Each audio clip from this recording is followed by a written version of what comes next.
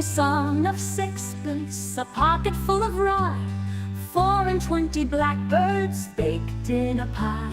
And when the pie was opened, the birds began to sing. Wasn't that a dainty dish to set before the king? The king was in his counting house, counting out his money. The queen was in the parlor, eating bread and honey.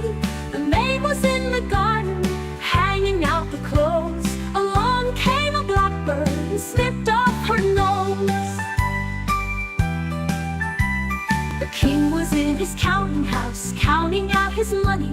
The queen was in the parlor, eating bread and honey.